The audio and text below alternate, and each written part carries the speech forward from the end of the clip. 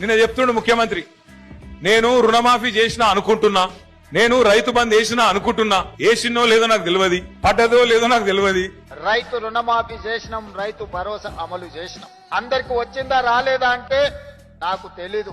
అందరికి వచ్చిందా రాలేదా అంటే నాకు తెలీదు. మరి నువ్వెందుకు పికనికా? నువ్వు మా ముఖ్యమంత్రి వారు, నువ్వు లేకపోతే ఇంకోట ఏంది? నువ్వు మరి నువ్వు రైతు బంద్ అయితే నీకు తెలియదు, రుణమాఫీ జరిగిందో లేదో నీకు తెలియదు. హైదరాబాద్ లో దోమలు బాగా పెరిగిపోయినాయి, మున్సిపల్ మంత్రి వాడు నువ్వే కదా.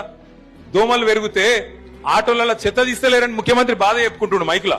ఈ రోజు చెత్త ఎత్తమంటే 5,000 ఆటోలు ఉచితంగా ప్రభుత్వం కొనిస్తే చెత్త ఎత్తాల్సిన ఆటో వాళ్ళు ఈరోజు మేము చేయము, మేము చేసిందే చెల్లుద్ది అన్నట్టుగా వివరిస్తుంది. మరి దానికి నియమించిన కార్మికులు పనిచేయాలి కదా, వాళ్ళతో పని చేయించుకోవాల్సిన బాధ్యత ప్రభుత్వానికి, మున్సిపల్ శాఖకు ఉన్నది కదా. దోమలు పెరిగినాయి అంటున్నారు, దోమలు పెరిగినాయి అంటున్నారు. ముఖ్యమంత్రి నువ్వు గట్లా మాట్లాడొచ్చునా? ఏం మాటలు అవి? ఒక్కటన్నా సక్కని మాట ఉన్నదా? నీ నోట్లకెళ్ళి వచ్చే ఒక్క మాటకు విలువ ఉన్నదా?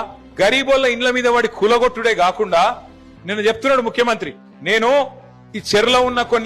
ఈ చెర్ల పొంట ఉన్న కొన్ని బిల్డింగ్లను బ్లాక్ చేసిన, వాటికి రిజిస్ట్రేషన్లు బంద్ చేయించిన, వాటికి ఇప్పుడు వాల్యూ జీరో ఉన్నది, జీరో వాల్యూ అయిపోయింది అది అని మాట్లాడుతున్నాడు. ముఖ్యమంత్రి గారు ఒకటి గుర్తుపెట్టుకోండి, జీరో వాల్యూ అయ్యింది ఆ బిల్డింగ్లకు అపార్ట్మెంట్లకు కాదు, జీరో వాల్యూ అయింది ముఖ్యమంత్రి మాటకు, నీ ముఖానికి జీరో వాల్యూ ఇవాళ ఈ రాష్ట్రంలో ఉన్నది.